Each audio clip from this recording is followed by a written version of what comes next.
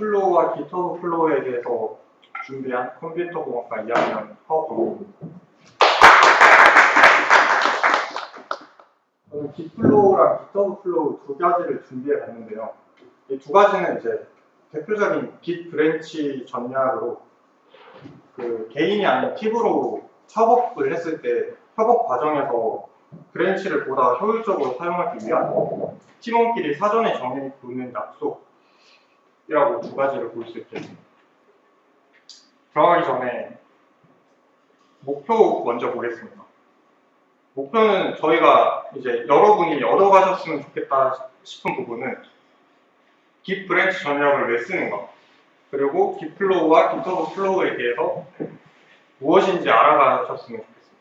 그리고 추가적으로 깃 플로우와 깃허브 플로우 두 개에 대해 차이점을 이해하고 상황에 맞춰서 어떤 것을 사용하는 것이 더 좋을까도 알아가셨으면 좋겠습니다. 들어가기에 앞서서 평상시 우리가 이제 깃 브랜치를 사용할 때 사용하는 유형에 대해서 먼저 알아보겠습니다. 평소에 사용하는 유형은 크게 두 가지로 나눌 수 있는데요. 첫 번째는 코드의 수정, 기능 개발, 그리고 개발하는 과정에서만 브랜치를 사용하고 그 다음에 마스터 브랜치로 합치는 유형과 그 다음에 하나의 브랜치만 계속 사용해서 하나의 브랜치를 수정하고 개발하는 두 가지 유형으로 나눌 수 있을 것 같습니다. 하지만 이렇게 개인으로 사용했을 때와는 다르게 팀으로 개발할 때는 어떻게 해야 될까요? 팀으로 개발할 때는 개인마다 브랜치를 열어서 하나로 합칠까요? 그러면 이제 이렇게 되면 문제가 생기는 게 각각의 브랜치, 그러니까 6명, 10명 넘는 사람이 팀으로 개발을 할 때 사람마다 브랜치를 다 열고 자기 할 거 한다면 각각의 브랜치는 누가 만든 거고, 그 다음에 이 브랜치는 무슨 용도로 만든 거지? 그리고 개발을 할 때 내가 어떤 브랜치로 개발을 해야 될까라는 문제점이 생깁니다. 그래서 이렇게 브랜치 수가 많아지고 그 용도가 불분명해지게 됩니다.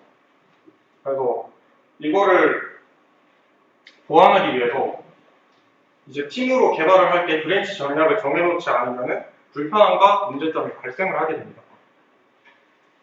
이거를 보완하기 위한 게 이제 브랜치 전략인데, 브랜치 전략이라는 건 한마디로 여러 명의 개발자가 한 개의 저장소를 사용하는 환경에서 효과적으로 저장소를 사용하기 위해서 나온 개념이라고 볼 수 있겠습니다.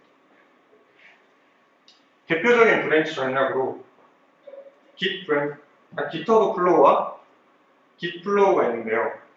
그 중에서 깃허브 플로우 먼저 알아보도록 하겠습니다. 깃허브 플로우의 전체적인 진행 과정은 이 그림과 같습니다. 브랜치를 먼저 생성하고 기능 개발을 한 후에 PR을 보냅니다.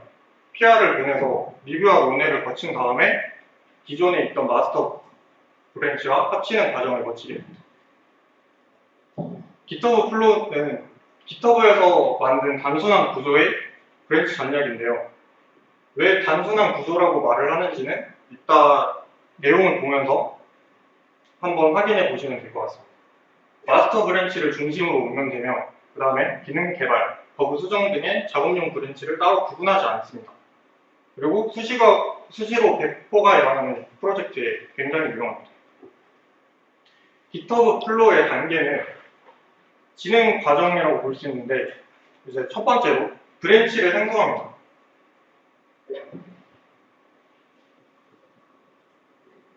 이때 브랜치의 이름을 작업용 브랜치로 구분하지 않기 때문에 정확하고 간결하게 작성하는 것이 좋습니다. 그 예로 이렇게 가져와 봤는데요. 여기 보시면은 브랜치를 나누는데 각각의 브랜치가 어떤 것을 나타내는지 정확하게 적혀져 있는 아주 좋은 예시라서 한번 가져와 봤습니다. 이제 브랜치를 생성을 했으면은 기능을 개발을 해야 됩니다. 기능 개발을 할 때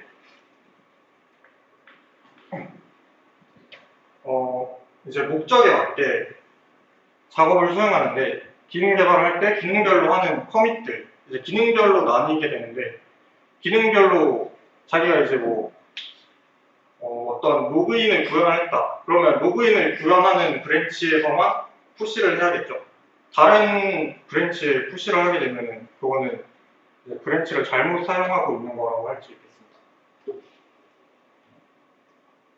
세 번째로는 이제 기능 개발을 했고 기능 개발이 끝난 단계에서 이제 마스터 브랜치로 PR을 보냅니다. 이제 PR을 보낸 것에 대해서 이제 팀원들과 리뷰와 논의를 거치는데요. 이때 리뷰와 논의는 다음과 같이 진행된다고 볼 수 있겠습니다. 여기 보시면은 이제 여기는 이 PR을 보낸 것에 대해서 코드를 리뷰하는 과정을 거치고 있는데 이 부분에 대해서 이 부분을 빼고 여기 있는 이 코드 한 줄을 추가하는 게 더 효율적이지 않겠냐라고 하면서 코드에 대한 리뷰와 논의를 거치고 있는 것을 볼 수 있습니다. 그리고 이제 PR에 대한 리뷰와 논의가 끝났다면은 GitHub에서는 이제 마스터 브랜치로 합치기 이전에 브랜치 내에서 코드를 한번 배포할 수 있는 기능이 있는데요. 이런 기능을 통해서 합치기 이전에 해당 브랜치에서 문제가 발생을 하면은 이제 기존의 브랜치로 다시 돌아가고 문제가 없다면은 이제 마스터 브랜치로 다시 합쳐서 이제 다시 배포를 시작합니다.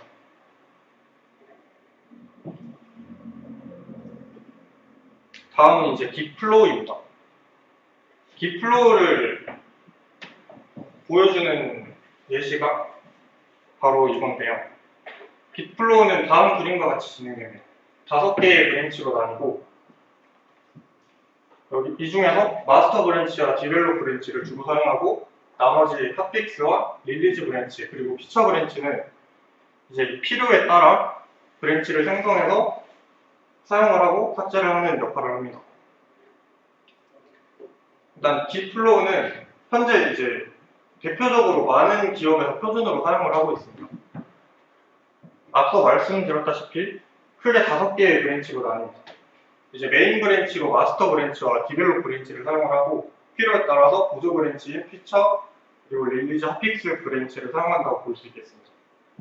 그리고 이런 깃플로우 전략은 체계적이고 많은 브랜치를 운영하는 만큼 배포 주기가 길고 팀의 여력이 있는 경우에 적합합니다. 들어가기 앞서서 마스터와 디벨롭 브랜치에 먼저 알아보겠습니다. 일단 마스터 브랜치는 현재 배포할 수 있는 코드가 위치한 브랜치입니다. 쉽게 말해서 지금 이제 상품성으로 내놓을 수 있는 상태인 브랜치를 마스터 브랜치에 갖다 놓는다고 볼 수 있겠습니다. 그리고 디벨롭 브랜치는 이제 개발자들이 배포되고 있는 것 외에 이제 다음 버전을 출시하는데 다음 버전을 출시를 위해서 계속해서 개발을 하고 있는 브랜치라고 볼 수 있겠습니다. 이제 보조 브랜치인 피처 브랜치에 대해서 알아보겠습니다. 피처 브랜치는 추가적인 기능 개발을 하기 위해 생성을 하는 브랜치인데요. 이제 디벨롭 브랜치로부터 분기해서 이제 각각의 기능에 따라서 나눠서 개발을 하고 개발이 끝났으면은 디벨롭 브랜치로 보내서 합치고 그 다음에 피처 브랜치는 이제 삭제한다고 볼 수 있겠습니다.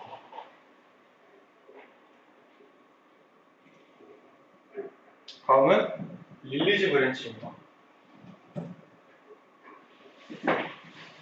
릴리즈 브랜치는 다음 출시 버전을 위한 브랜치로 이제 디벨롭에서 개발이 끝났으면은 개발이 끝난 디벨롭 브랜치를 마스터 브랜치와 합치기 전에 릴리즈 브랜치로 보내서 릴리즈 브랜치에서 마스터 브랜치와 병합을 해도 되는지 QA를 진행하는 역할을 합니다. 이때 QA라는 거는 퀄리티 어슈어런스라고 이제 품질 보증, 즉 이제 마스터 브랜치랑 합치기에 적합한지를 확인하는 테스트라고 생각을 하시면 될 것 같습니다. 다음은 이제 핫픽스 브랜치입니다. 핫픽스 브랜치는 기존에 이제 마스터 브랜치에서 배포가 되고 있는 와중에 이제 디벨롭에서 개발을 하고 있는데 갑자기 이제 마스터 브랜치에서 그 원래 기존에서는 찾지 못했는데 갑자기 버그가 발생했을 경우에 급하게 수정을 할 때 사용하는 브랜치입니다.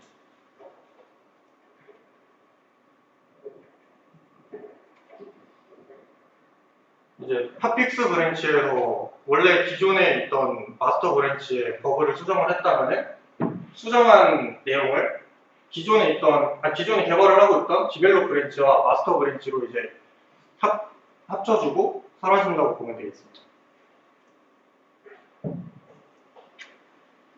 GitHub 플로우의 단계는 크게 이렇게 그림으로 볼 수 있겠습니다. 여기에는 기존에 출시하던 버전이 있고 중간에 문제가 있으면 핫픽스를 사용하고 그 외에는 디벨롭 브랜치를 이용해서 계속 개발을 하는데 기능을 하나 구현할 때마다 피처 브랜치로 분기를 해서 작업을 하고 디벨롭을 합치고 그 다음에 디벨롭에서 릴리즈로 보내서 먼저 QA 테스트를 진행을 한 다음에 다음 버전으로 출시하는 이런 큰 형태를 띠고 있습니다. 그래서 단계는 첫 번째로는 기존에 있던 마스터 브랜치에서 그 분기를 해서 디벨롭 브랜치에서 저희가 개발을 시작합니다. 그 다음에 기능을 하나씩 구현을 할 때마다 피처 브랜치를 생성을 해서 기능을 추가를 하고 추가된 기능이 구현이 끝났다면 디벨롭 브랜치로 PR을 보내서 아까 말했던 리뷰와 원회를 진행을 해서 디벨롭 브랜치로 다시 합친다고 볼 수 있겠습니다.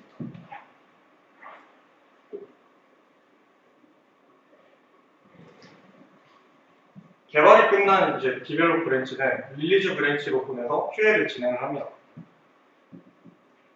그 다음에 QA가 끝났고 이제 마스터 브랜치로 합치기에 문제가 없다. 그러면은 마스터 브랜치로 합치고 이제 버전 태그를 추가하고 만약에 이제 QA 진행을 하는데 이제 코드에 문제가 있다. 그러면 이제 다시 돌아가서 코드를 수정을 하고 다시 이제 QA 테스트를 통해서 마스터 브랜치에 버전 태그를 추가하는 방식으로 운영을 하고 있습니다.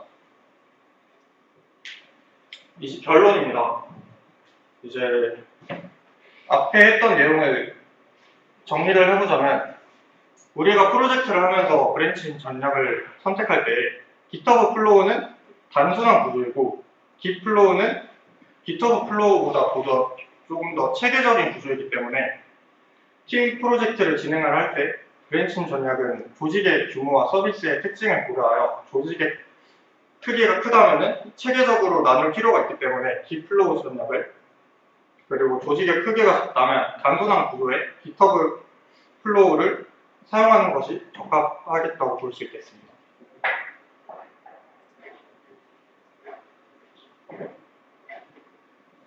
이상입니다.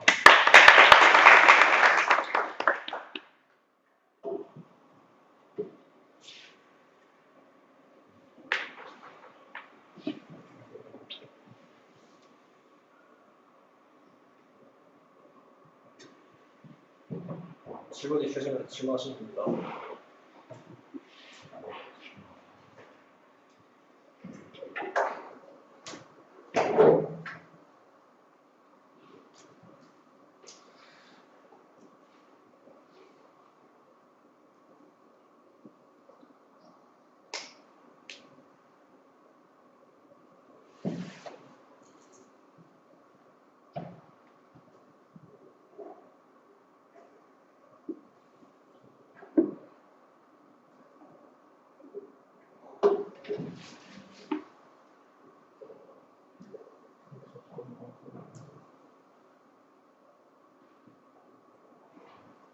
아까 전에 말했다시피 대표적인 브랜칭 전략이 Git 플로우 전략과 그 다음에 GitHub 플로우 전략을 사용을 하는데 코드 앞에서 사용하는 경우는 따로 들어보지 못하는 것 같습니다.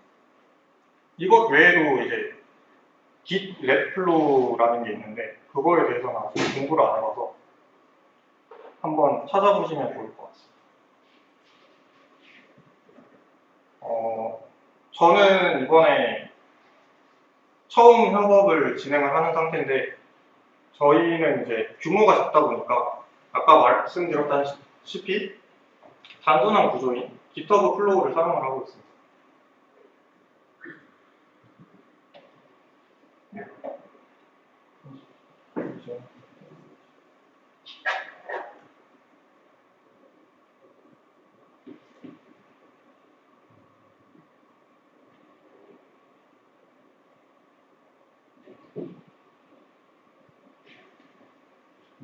QA용 릴리즈 브랜치를 따로 나누는 이유가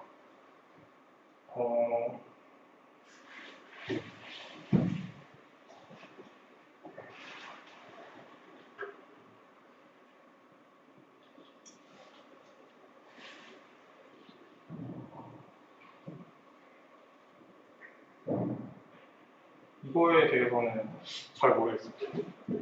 그냥 역할 분담하려고 QA 브랜치 따로 하는 것 같아요. 브랜치, 디벨롭 브랜치는 무조건 개발한 걸 합치는 용도로만 쓰고 QA는 QA 브랜치로 하겠다 이거인 것 같아요.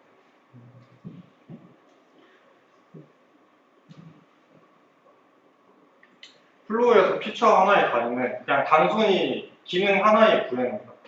그냥 이제 로그인을 구현했겠다. 그러면 로그인 구현만 이렇게 세부적으로 나누고, 그 다음에 뭐 회원가입을 구현을 했다. 회원가입을 따로 나누고, 그런 식으로 하나의 단위를 쪼개는 것 같습니다.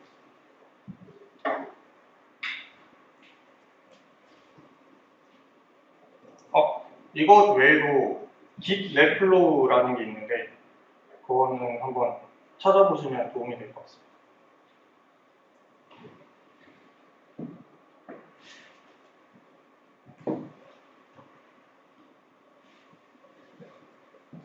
없으면 여기까지 하겠습니다. 감사합니다.